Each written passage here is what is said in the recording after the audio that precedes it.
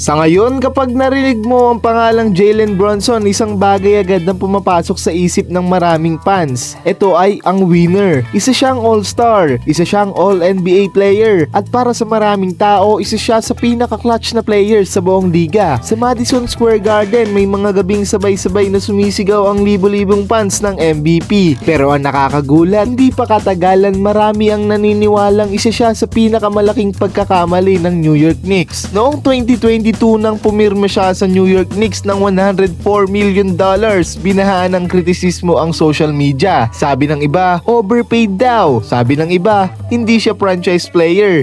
At may ilan pang nagsabing isa lang siyang backup guard na Sunerte. Pero makalipas lamang ang ilang taon, si Jalen Brunson ang naging dahilan kung bakit muling naging relevant ang New York Knicks. Kaya ang tanong, paano naging isa sa pinakamahusay na point guard sa NBA ang isang second round pick na halos walang naniniwala? Ito ang kwento ni Jalen Brunson. Bago pa man siya maging superstar, basketball na talaga ang buhay ni Jalen Brunson. Ang kanyang ama na si Rick Brunson ay isang NBA journeyman na naglaro para sa iba't ibang koponan sa loob ng 9 na taon. Dahil dito, lumaki si Jalen sa loob ng NBA locker rooms. Habang ang ibang bata ay nangongolekta ng basketball cards, si Brunson naman ay personal na nakikilala ang mga NBA players. Ngunit kahit malapit siya sa NBA, nakita rin niya ang mahirap na parte ng propesyon. Noong 2006, isinama siya ng kanyang ama sa isang practice ng Philadelphia 76ers. Pagdating nila doon, nalaman ni Rick Brunson na natanggal na siya sa roster. Hindi iyon madaling balita para sa isang 10 taong gulang na batang nangangarap maging NBA player. Pero bago sila umalis, sinabi ng kanyang ama ang isang mensaheng babago sa kanyang buhay. Kung gusto mo talaga ito, kailangan mong magtrabaho ng mas matindi kaysa sa iba, at doon nagsimula ang lahat. Habang lumalaki si Brunson, paulit-ulit na lumilipat ng tirahan ng kanilang pamilya dahil sa coaching jobs ng kanyang ama.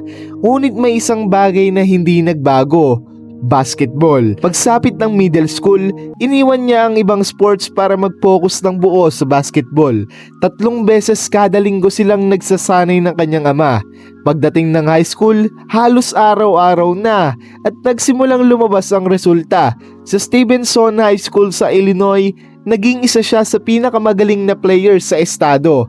Pero hindi agad naging fairy tale ang lahat. 2 beses siyang umabot sa state championship, 2 beses din siyang nabigo. Isa sa mga pagkatalong iyon ay laban pa sa koponang pinamumunuan nina Jabari Parker at Kendrick Nunn. At sa isa pang pagkakataon, kahit nagtala siya ng 56 points laban sa koponan ni Jahlil Okafor, natalo pa rin sila.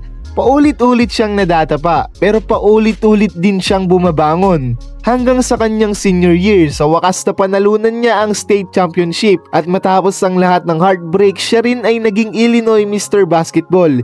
Isa na siyang 5-star recruit, isa sa pinakamahusay na high school players sa buong Amerika. Maraming top recruits ang pinipiling maglaro para sa malalaking basketball programs, pero pinili ni Brunson ang Villanova. At doon lalo pang nahubog ang kanyang winning mentality. Bilang freshman, tumulong siya sa Villanova na manalo ng NCAA Championship noong 2016. Pero habang lumalalim ang kanyang college career, lalo rin siyang gumagaling. Pagsapit ng kanyang junior season, isa na siya sa pinakamahusay na players sa buong bansa. Nag-average siya ng halos 19 points at 5 assists kada laro. Pinangunahan niya ang Villanova sa isa pang NCAA Championship. At sa pagtatapos ng season, siya ang tinanghal na National Player of the Year, 2 NCAA titles, College Player of the Year, isa sa pinakamagandang college career sa modern basketball. Kung titingnan mo ang kanyang resume, iisipin mong siguradong lottery pick siya. Pero hindi ganun ang nangyari. Dumating ang 2018 NBA Draft. Isa-isa nang tinatawag ang mga pangalan. DeAndre Ayton, Luka Doncic, Trae Young, Shai Gilgeous-Alexander, Michael Porter Jr. At habang lumilipas ang bawat pick, naghihintay pa rin si Jalen Brunson hanggang sa dumating ang ikalawang round.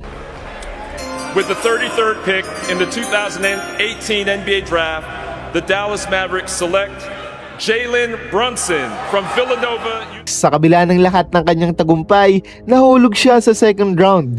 Bakit? Simple lang ang sagot ng mga scouts. Masyado raw siyang maliit, hindi raw siya athletic, mabagal, limitado ang upside, at para sa marami magiging backup point guard lang siya sa NBA. Pero hindi nila alam, nagkamali sila. Sa Dallas, nagsimula si Bronson bilang role player.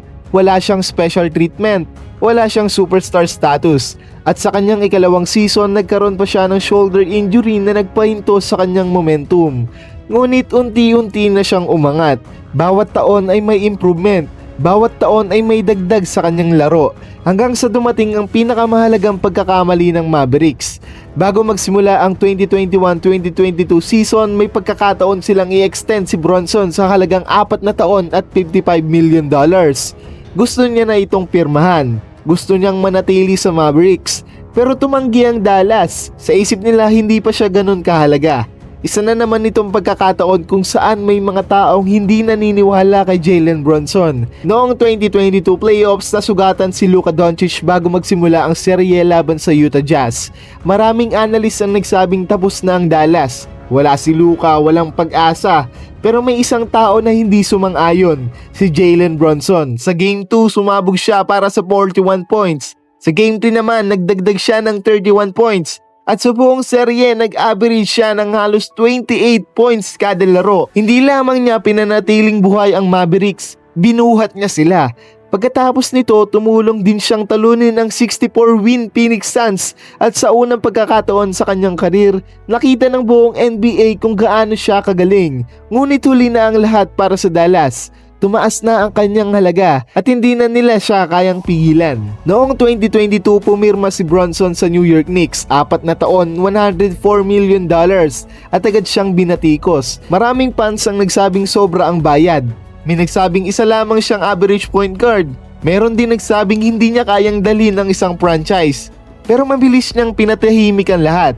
Mula 16 points per game sa Dallas, naging 24 points per game agad siya sa New York. Lumakas ang opensa ng Knicks. Mas dumami ang panalo at higit sa lahat, nanalo sila ng playoff series sa unang pagkakataon mula noong 2013. Sa loob lamang ng isang season, binago niya ang direksyon ng buong franchise. Ngunit hindi doon natatapos ang kwento. Habang lumilipas sa mga taon, lalo pang gumagaling si Bronson. Noong 2023-2024 season, nagtala siya ng halos 29 points at 7 assists kada laro. Nagkaroon siya ng 61-point game, naging All-Star, naging All-NBA at nagtapos siya sa top 5 ng MVP voting. Pero may isang bagay na mas kahanga-hanga kaysa sa lahat ng stats niya, ang kanyang pagiging clutch. Sa playoffs, habang lumalaki ang pressure, mas lalo siyang gumagaling. Maraming superstar ang bumababa ang numbers kapag postseason. Si Bronson, tumataas. May mga pagkakataon pa na tila mas komportable siya sa fourth quarter kaysa sa first quarter. At iyon ang dahilan kung bakit mahal siya ng New York. Hindi dahil sa laki, hindi dahil sa athleticism, kundi dahil kapag pinakamahirap na ang sitwasyon, doon siya pinakamapanganib. Alam mo kung ano ang pinaka-espesyal kay Jalen Brunson? Hindi ang kanyang footwork, hindi ang kanyang scoring, hindi ang kanyang clutch shots, kundi ang kanyang mindset. Matapos ang lahat ng kanyang tagumpay, patuloy pa rin niyang tinitingnan ang sarili bilang underdog. Kahit all-star na siya, kahit milyonaryo na siya, kahit isa na siya sa pinakamahusay na guard sa NBA, pakiramdam niya kailangan pa rin niyang patunayan ang sarili niya. At marahil iyon ang dahilan kung bakit hindi siya tumitigil. Hindi siya kontento, hindi siya kampante. Palagi siyang may bagong target. Palaging may bagong bundok na gustong akyatin. Sa NBA kasi maraming players ang nagiging mahusay dahil naniniwala ang lahat sa kanila. Si Jalen Brunson ay kabaligtaran yun. Naging mahusay siya dahil paulit-ulit siyang pinagdududahan. Second round pick, masyadong maliit, hindi athletic, overpaid daw, hindi franchise player. Ilang beses na nating narinig ang mga yon at sa bawat pagkakataon, iisa lang ang naging sagot niya. Panalo. At kung may isang bagay na itinuro sa atin ng kanyang kwento, ito ay simple lang. Kapag tumigil ang ibang tao sa paniniwala sa iyo, hindi ibig sabihin na mali ka. Minsan, ibig sabihin lang noon na hindi nila nakikita kung gaano ka talaga kagaling at kung gaano ka talaga kahalaga. At para kay Jalen Brunson, mukhang hindi pa rin siya tapos patunayan yun.